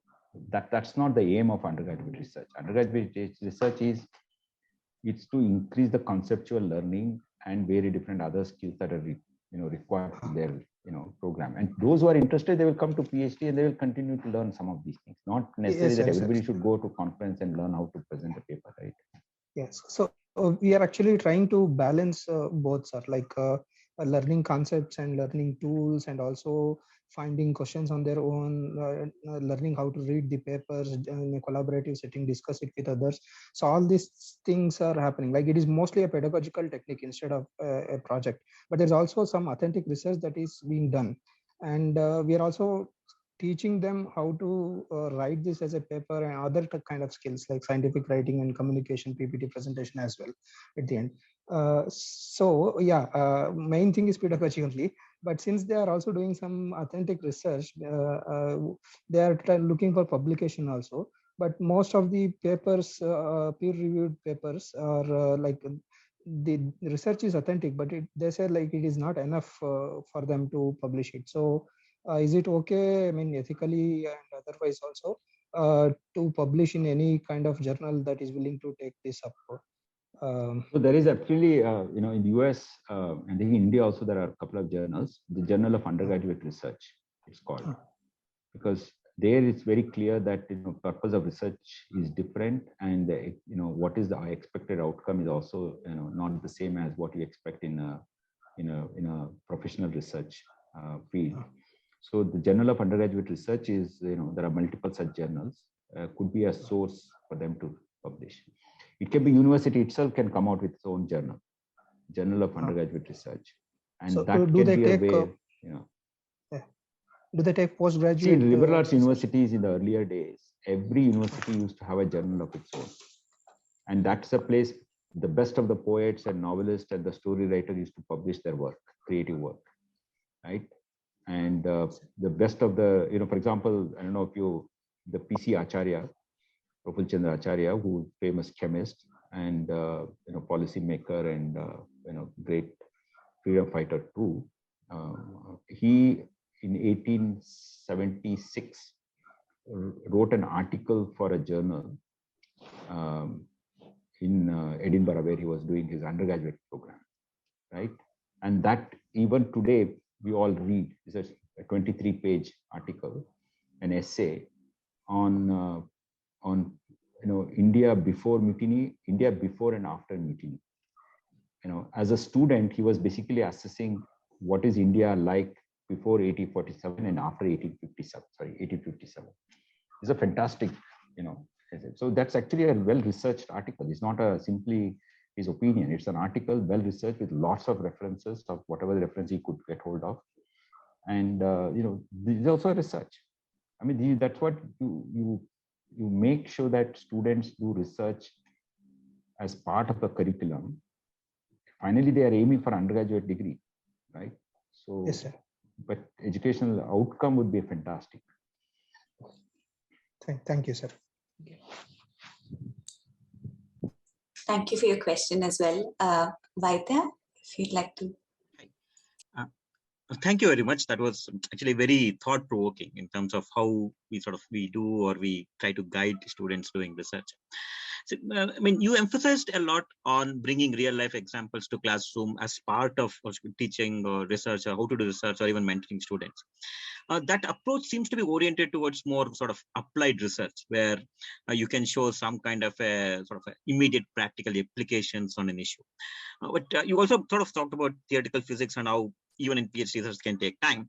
But in humanities and even in many social sciences, that kind of research seems to be sort of, that's what is sort of practiced, and that's what is sort of important as well. How do you bring that at the undergraduate level? So I'm asking more in terms of as somebody who teaches research methodology and even sort of guide students. In fact, right now, some of my students are here and I'm guiding them, writing their proposals. And every time they ask a question in terms of, okay, we have this thing about, okay, what's the contribution to literature that you are doing? And in terms of when somebody is doing theoretical research, that is actually a challenging question in terms of how to answer that or how to guide them to answer that. What has been your experience and sort of how can we tackle this? Well, I can't speak as scientist, practicing scientist, experimental biologist. Difficult to give some specific example from humanities social side. Maybe other faculty can mention. Even please join in. I think Professor Hariharan wanted to add something. Anyway, after this, he should say something. And Professor Anita, yourself, and Sumitra, they can all provide. I'll tell you what from my exam, my personal experience of talking to humanities social science people, particularly both in IISER Pune, we have a good HSS unit, and also in Ashoka University. Even in theoretical political science, philosophy, the political science philosophy, right? You can actually bring in interesting research questions and then ask them to come out with someone in the understanding. You'll get a theoretical underpinning of political science. Let's say, how do you even frame a question? Let's say you want to write a constitution for a new society. How do you frame a question? That what should be the method of government? What should be the way of selecting the people who govern the society, right? Now, is that the right way of asking the question? The question itself is the right way of asking. This is something which some people mention. This is a discussion, not my personal thing, borrowed knowledge. So, do you ask the question? Who is the right, right set of people to govern in a society, or should we ask question? What should be our, governance system, such that, right, the self-interested or the dictators won't take over the system? Is there another way of asking the question?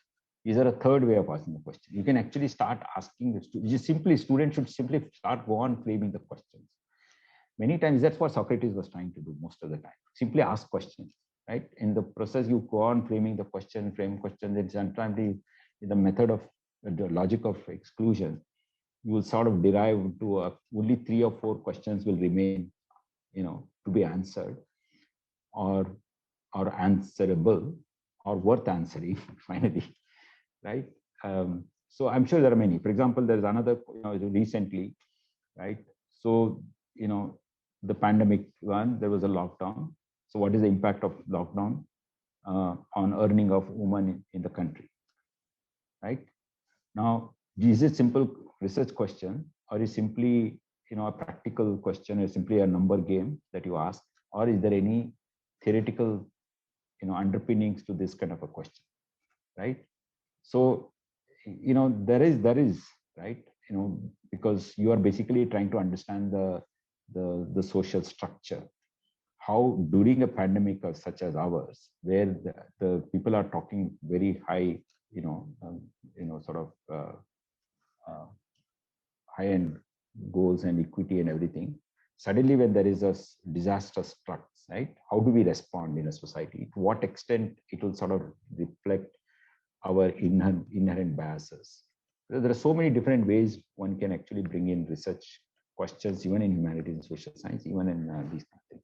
But literature, perhaps my own,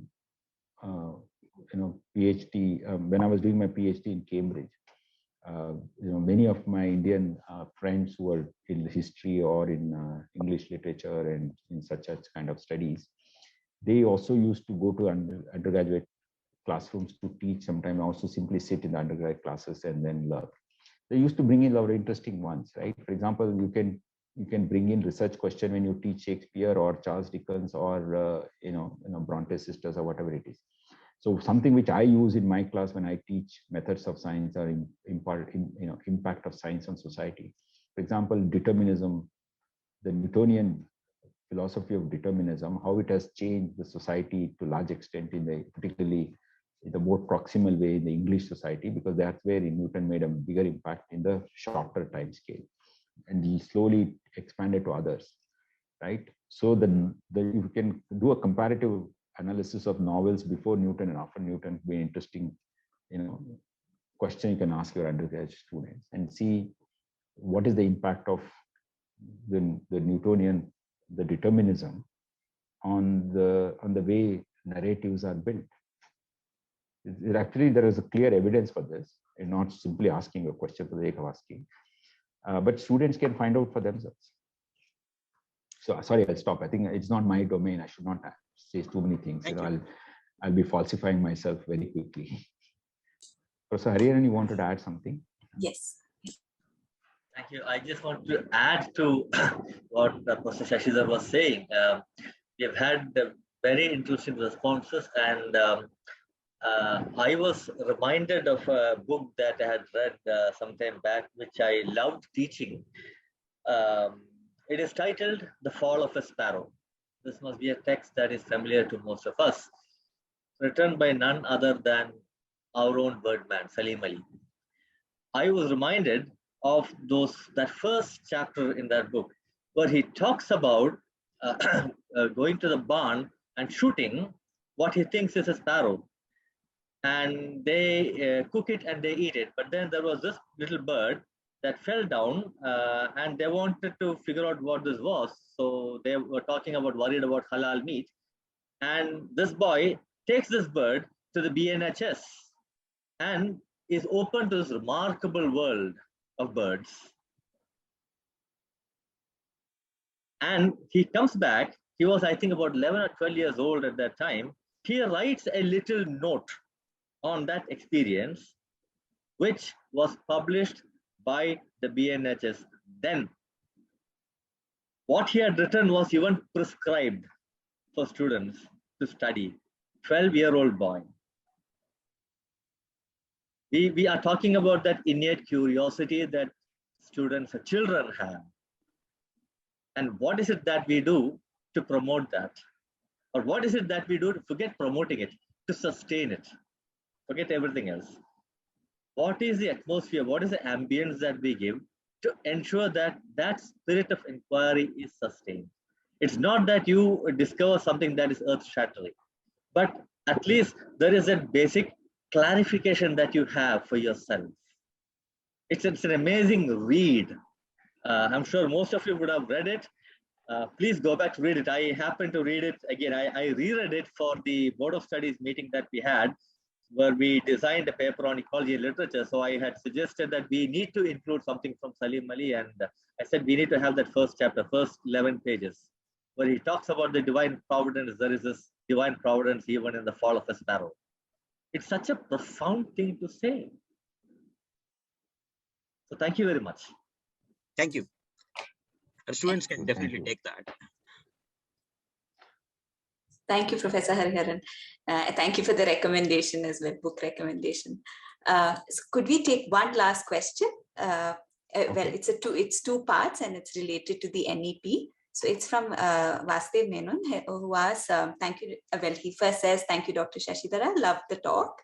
And he says, I have two questions. Does the NEP have a roadmap and a timeline for implementation of research-based pedagogical tools, or has this been left to the individual IHEs and thought collectives? If it does, that is, if it has a timeline, would you be able to give us an insight upon it? If it doesn't, how do we ensure uniformity of effective implementation across the different spaces? There's a second question, but perhaps after this we can take that. Okay, so the first question, I don't know the second one yet. So, the implementation is being, the guidelines are being drafted. So I don't know really what UGC will come out with the timeline, which will be in phases. Maybe it will first implement, it's already being talked about. Certain, features of the NEP will be implemented only in the university system, not in the college system. The second is even the so-called removing the affiliation, making all colleges autonomous, also done in a phased manner. It's not going to be done overnight, saying that all colleges will become autonomous. You have to prove certain credentials, but they will set a guide, like when after 2 years, 3 years, we had to do certain things before you can actually deserve autonomy. So, how many faculty are with PhD, and what's the, certain kinds of, facilities, digital, facilities, and so forth. I think it's going to be done in a phased way. It cannot be done overnight for sure. I know, as you mentioned, it will be disastrous if you try to implement, uniformly across the country at the same time. So I don't think they will do it that way. What's the second question? Yes. So the second question is about are we distinguishing generic and discipline-specific research methodological practices? So undergraduate research, personally, I prefer generic. It should not be discipline-specific. Discipline-specific also, it's only two types of research. It's really, one is qualitative, another is quantitative. Really not so much scientific versus humanities, social science. Research is certain methods which are universal when you say research. But like, I mentioned in economics, what Abhishek Banerjee did, for which he won the Nobel Prize along with Esther Duflo, they were basically following a set of research methods which any biologist or any chemist would, or physicist would undertake. But there are certain differences in humanities, social science, and natural sciences. But undergraduate level, it should be more generic. There are certain common method, philosophy when your research methodology is framed, that should be apparent in undergraduate research.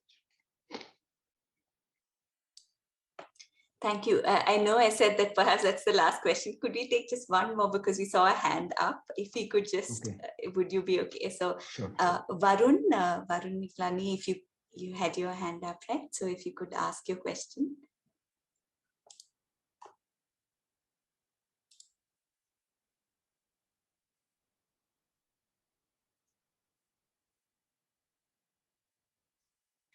Maybe he is not there. Varun, so it could just have been, perhaps it was just an accidental hand raise. Okay, fine. Okay, all right. Yeah. So then. No, you are on mute. Hello. Suddenly. Yes, okay. Yeah. Yes, Varun. Yeah. Thank you, sir, for pointing out that the objective of undergraduate research may not be the same as with the zeal that we do our PhD, where we want to find literature gap, try to identify it. So, because generally what happens is we struggle with students. We want an article to get published, but somehow it doesn't happen. So for example, I am in Symbiosis School of Economics, which is, we have a bachelor's and master's in economics program. So within bachelor's of economics, we have a 6-credit research project. So students do a group research project, faculty mentors are allocated, and we take up a topic, we guide students to do literature review. They do it. At times our sample size is small. It is not that scientifically collected, in the sense like the random sampling has not been adopted, or the sample size is low, or the sample research design is not that which gets published. We get rejections. The paper gets rejected. So then I think and then I leave those paper as it is. So it is, students do it, they present 1 or 2 in a conference, but it doesn't gets published in any Scopus indexed or a UGC care journal. So when I think would now teach them, I will try to have a different mindset with which I will mentor them or teach them. So I just want to thank you for showing that there is another perspective. So if you have any more remarks on as a mentor, so it's when you do this, let's say in a classroom of 100 students, over, let's say, every year you get 100 students, or once in 3 years or once in 2 years, one student may actually come out with publishable results or research output. So undergraduate research also happens. For example, all over the world, we know undergraduate students are published, sometimes they have done extremely well, right? And in immunology, there are many immunologists in Symbiosis. There are, immunology, there are B cells and T cells, right? They are the immune cells fighting our infection. For example, the SARS-CoV-2 infection is fought by 3 types of cells.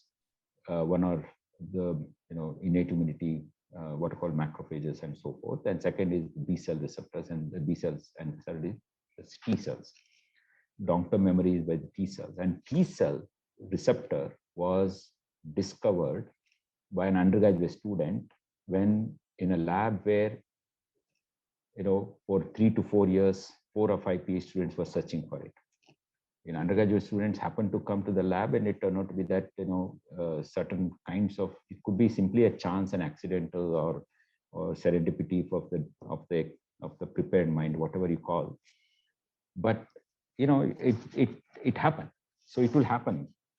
So as long as you follow the rigor of research methods in asking the questions, as you said, unbiased observations, randomness, in the data collection, a scale, statistical test, and everything. 1 or 2 years, it's good satisfaction for us also that we have mentored them well. But keeping that as an end goal will lead only to what happened now all over the world: predatory journals, spurious papers, plagiarism, data fabrication, manipulation. You're only making the students to follow unethical methods by mandating something. Thank you very much. Thank you, sir. Thank you, Varun, for the question, for the comment. And perhaps we can end on that note of thinking about the prepared mind. So thank you, Professor Shashidhara, very much for your lecture and for the discussion afterwards. Thank you all for participating. There are 2 more lectures in the lecture series, one on Wednesday, the 23rd, and another on Saturday, the 26th. And so please, we hope to see you all there as well. Thank you very much, and good night. Bye, everybody. Thank you. Thanks for this opportunity. Thank you very much.